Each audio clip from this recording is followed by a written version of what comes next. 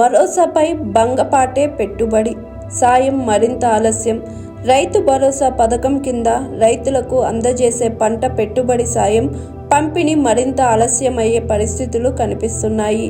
నిరుపయోగమైన భూములు, రైతుల వివరాల సేకరణలో గందరగోళమే ఇందుకు కారణమనే అభిప్రాయం వ్యవసాయ శాఖ వర్గాల్లో వ్యక్తమవుతుంది. ప్రభుత్వం చేసిన ప్రకటనల ప్రకారం ఈ నెల 26 నుంచి రాష్ట్రంలోని రైతులందరికీ రైతు భరోసా పంపిణీ ప్రారంభం కావాల్సి ఉంది. కానీ రైతు భరోసాపై ముఖ్యమంత్రి రేవంత్ రెడ్డి మంత్రుల మాటలు ఉత్తవేనని తేలిపోయింది. సోమవారం కేవలం మండలానికి ఒక గ్రామంలో మాత్రమే రైతు భరోసా పంపిణీ చేసింది. ఈ గ్రామంలోనూ రైతులందరికీ కాకుండా కొంతమందికి మాత్రమే ఇచ్చి మిగిలిన వారికి మొండి చేయి చూపించినట్లు తెలుస్తుంది. రాష్ట్ర వ్యాప్తంగా మిగిలిన గ్రామాల రైతులకు రైతు భరోసా ఎప్పుడు వస్తుందనే అంశంపై స్పష్టత కరువయింది. దీనిపై ప్రభుత్వం కూడా ఎలాంటి ప్రకటన చేయకపోవడం గమనార్హం.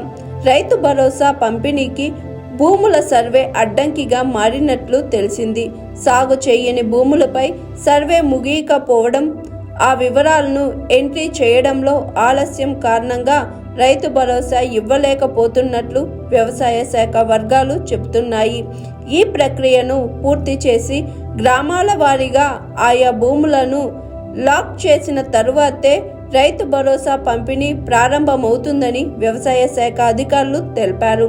గతంలో పనికిరాని భూములకు రైతు బంధు సాయం అందించారని, తాము ఆ భూములను రైతు భరోసా నుంచి తొలగిస్తామంటూ కాంగ్రెస్ సర్కార్ ప్రకటించిన విషయం తెలిసిందే.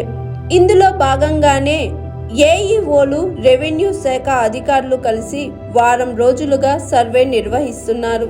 ఇప్పటి వరకు ఆ సర్వే పూర్తి కాలేదని తెలిసింది. ఇంకా కొన్ని పట్టణ ప్రాంతాల్లో సర్వే నిర్వహిస్తున్నట్లు సమాచారం. ఇప్పటి వరకు లెక్క తేలిన నిరుపయోగ భూమి 2 లక్షల ఎకరాలని, 3 లక్షల ఎకరాలని, 10 లక్షల ఎకరాలని అంటూ ప్రభుత్వం లీకులు ఇస్తుంది.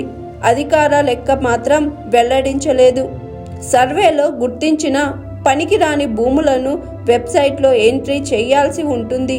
ఆ తరువాత ఈ డేటాను క్షేత్రస్థాయిలో ఎంఆర్ఓ, వ్యవసాయ అధికారి ధృవీకరించి ప్రభుత్వానికి పంపించాలి.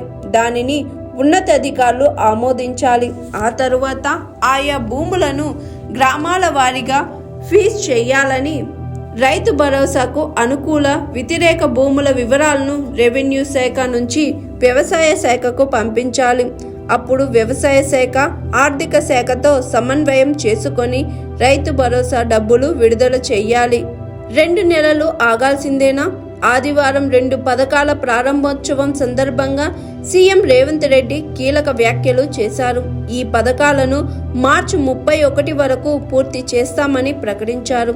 సీఎం వ్యాఖ్యల వెనుక భారీ ప్లాన్ ఉందని, 4 పథకాలను ఇప్పట్లో అమలు చేయడం కష్టమేననే విషయాన్ని పరోక్షంగా చెబుతున్నారనే అభిప్రాయం వ్యక్తమవుతుంది.